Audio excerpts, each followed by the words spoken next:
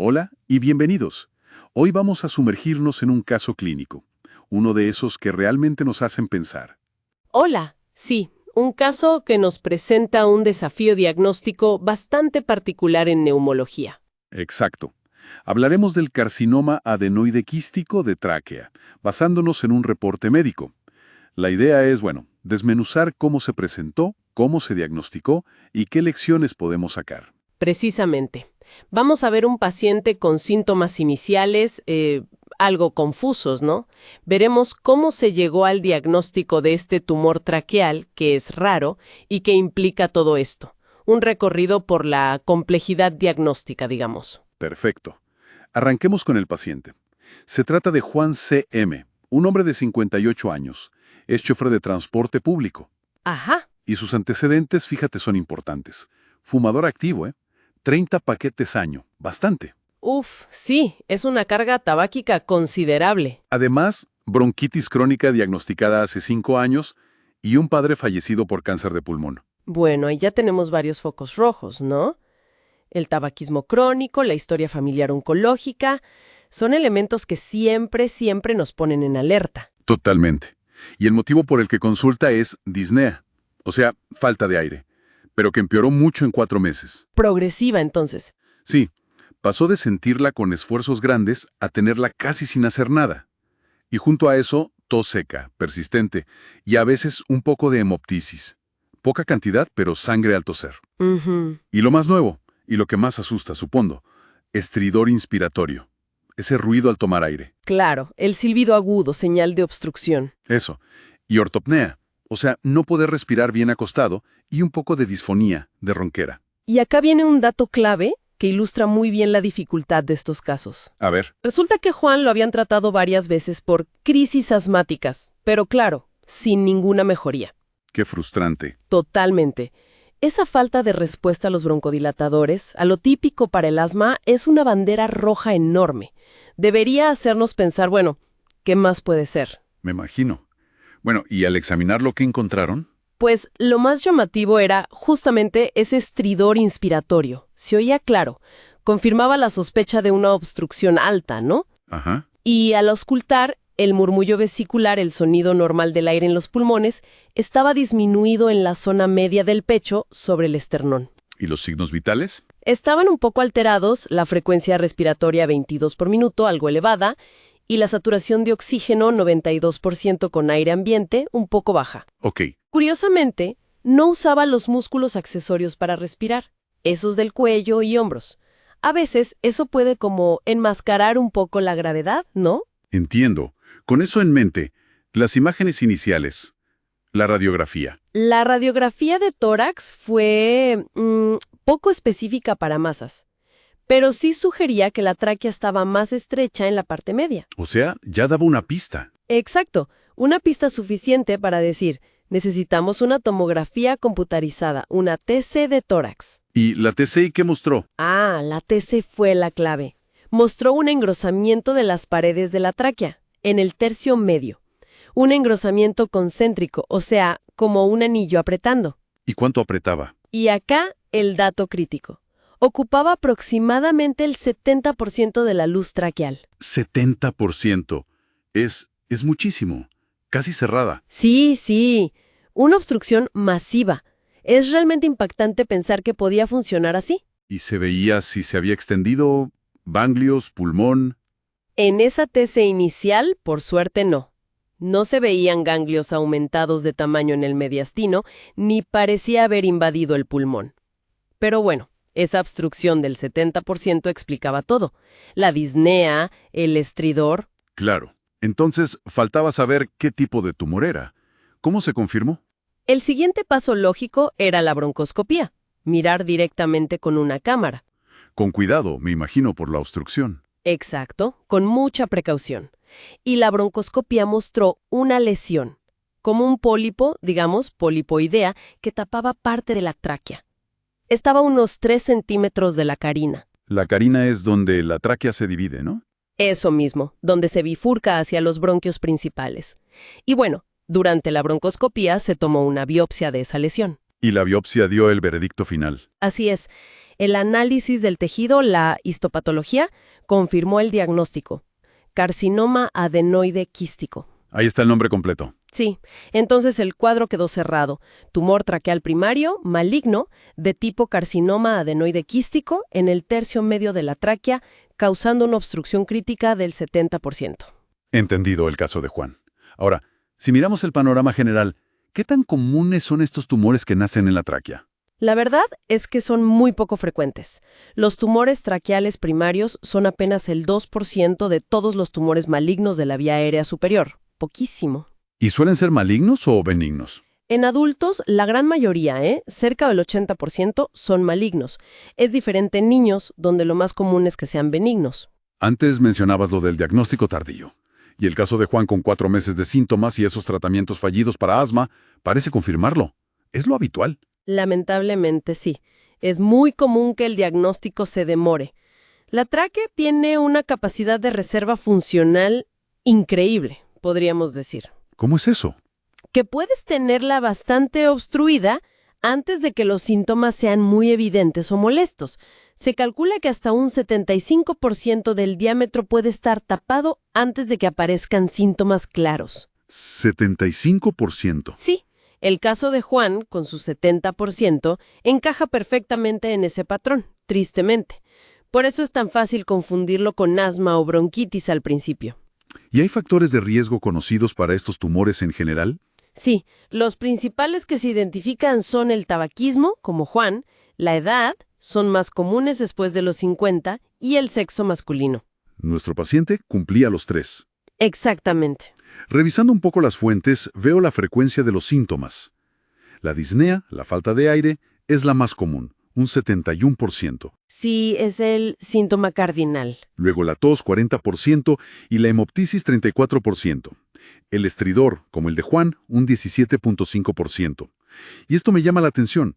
Casi un 20% presentan asma simulada. Es un punto muy relevante, ¿verdad? Porque lleva a esos diagnósticos erróneos iniciales. Claro.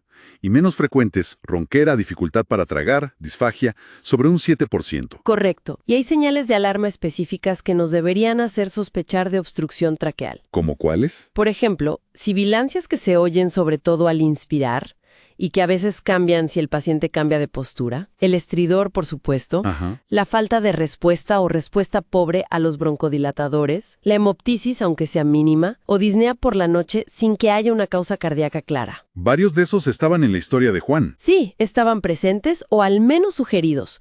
Por eso la sospecha clínica es tan importante. Centrémonos ahora en el diagnóstico específico de Juan, el carcinoma adenoide quístico. ¿Qué tiene de particular este tumor? El carcinoma adenoide quístico, o CAC, es peculiar. Afecta a hombres y mujeres por igual y aparece en un rango de edad muy amplio, desde adolescentes hasta gente mayor. 13 a 79 años se ha descrito. ¿Y su comportamiento? Quizás lo más característico y lo más peligroso es que suele crecer muy lentamente. Lento. Eso suena menos malo. Bueno, ahí está la trampa. Ese crecimiento lento puede hacer que parezca benigno o poco agresivo al principio, tanto en las imágenes como al verlo en la broncoscopía. Entiendo. Crece despacio, pero dijimos que la mayoría de los tumores de tráquea en adultos son malignos. ¿Este también? ¿Se disemina? Sí, es maligno. Y aquí viene la paradoja del CAC. A pesar de esa lentitud local, tiene una capacidad notable para dar metástasis a distancia. ¿A dónde suele ir? Principalmente a los pulmones y a los huesos.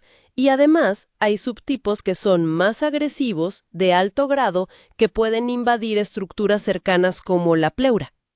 O sea, es engañoso. Lento pero peligroso a la larga. Exactamente. Una dualidad que lo hace complicado. Puede enmascarar su verdadera naturaleza, pero tiene ese potencial metastásico importante, y a veces aparece años después del tratamiento inicial. Esta naturaleza engañosa. Bueno, resalta la importancia de un buen plan una vez que se confirma. ¿Qué sigue después del diagnóstico? ¿Cómo se evalúa hasta dónde ha llegado? Fundamental hacer un estudio de extensión completo. Generalmente un ATC de cuello y tórax para ver bien el tamaño local, si hay ganglios afectados, si hay algo en pulmones. Ok. Se suele añadir una gamografía ósea para buscar metástasis en los huesos específicamente. Entiendo. Y antes de operar, es muy importante hacer una broncoscopia rígida. No solo evalúa mejor la vía aérea, sino que ayuda a manejarla durante la cirugía. Y, por supuesto, la evaluación por un equipo de cirugía torácica con experiencia es clave. ¿Y el tratamiento principal? ¿Cuál es la opción preferida? Siempre que se pueda y el paciente esté en condiciones, el tratamiento curativo es la cirugía, quitar completamente el trozo de tráquea afectado. Resecarlo. Exacto, resección quirúrgica. Y después se unen los dos extremos sanos que quedan.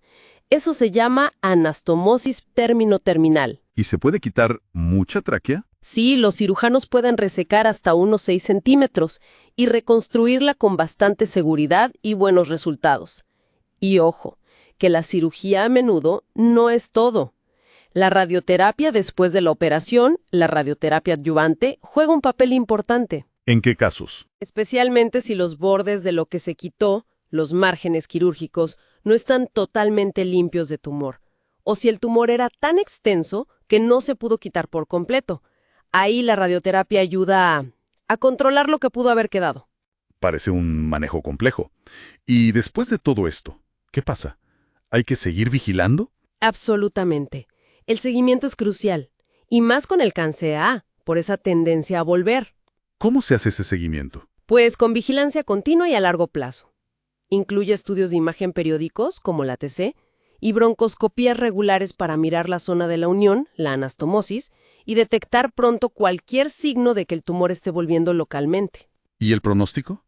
¿De qué depende que al paciente le vaya mejor o peor? Fundamentalmente, de dos cosas. Primero, si se logró quitar todo el tumor con márgenes limpios en la cirugía. La resección completa. Exacto. Y segundo, si hay o no metástasis, ya sea al principio o que aparezcan después. Y específicamente para el CAC, hay que recordar siempre su comportamiento. Ese crecimiento lento, pero con tendencia a recurrir localmente y a dar metástasis tardías, años después a veces. O sea, la vigilancia tiene que ser muy larga. Muy larga. Si se consigue la resección completa, la supervivencia a 5 años está más o menos entre el 60 y el 70%. Bueno, entonces, si tratamos de sacar las lecciones principales de este caso, ¿qué sería lo primero? Para mí, lo primordial es mantener siempre una alta sospecha clínica. Pensar en obstrucción traqueal. Si tienes un paciente adulto con asma que empieza de grande, que no responde bien a los inhaladores y encima tiene sibilancias al inspirar, hay que sospecharlo, no quedarse solo con lo más común. Estoy totalmente de acuerdo. Y ligado a eso, la segunda lección, el valor de usar las herramientas diagnósticas correctas. Claro. La TC de tórax, la broncoscopia, no son opcionales, son esenciales para confirmar, ver la lesión, tomar la biopsia. Sin eso, casos como el de Juan siguen retrasándose. Exacto. Un tercer punto clave es reconocer que si el tumor es resecable, la cirugía, quitar ese segmento de tráquea, es el pilar del tratamiento para intentar curar. La base del tratamiento. Eso es. Y la radioterapia como un complemento valioso en ciertos casos, para mejorar el control local. Y una cuarta lección, quizás más específica del carcinoma adenoide quístico. Sí, su naturaleza particular. Ese crecimiento lento que puede parecer benigno es como un lobo con piel de cordero, ¿no? Buena analogía. Eso nos obliga a no bajar la guardia, a mantener una vigilancia a muy, muy largo plazo por ese riesgo de que vuelva o dé metástasis tarde. Muy claro. Resumiendo entonces, vimos cómo síntomas respiratorios que parecen comunes pueden esconder algo grave y raro en la tráquea. Seguimos el camino diagnóstico hasta identificar este carcinoma adenoide quístico en Juan y hablamos de su manejo y pronóstico. La idea central es, hay que pensar más allá de lo obvio, sobre todo si las pistas, como el estridor o la mala respuesta al tratamiento, no cuadran. Exactamente. Este caso nos recuerda fuerte el valor de investigar a fondo cuando los síntomas respiratorios persisten o son raros. Y también muestra lo complejo que es manejar tumores poco frecuentes y cómo el seguimiento a largo plazo tiene que adaptarse a la biología de cada tumor, como pasa con el CAC. Perfecto. Para terminar, ¿alguna reflexión final que nos quede picando? Sí. Una que viene directa de la naturaleza del cáncer Cientrot. Si crece tan lento y a veces parece benigno, ¿qué desafíos nos plantea eso para la vigilancia a largo plazo? ¿Cómo podemos ser mejores detectando esas recurrencias o metástasis que pueden aparecer silenciosamente? 5, 10, incluso más años después de un tratamiento que creíamos exitoso. Es una pregunta abierta, ¿no? Sobre cómo mantener esa vigilancia necesaria sin generar demasiada angustia. Un equilibrio difícil en oncología.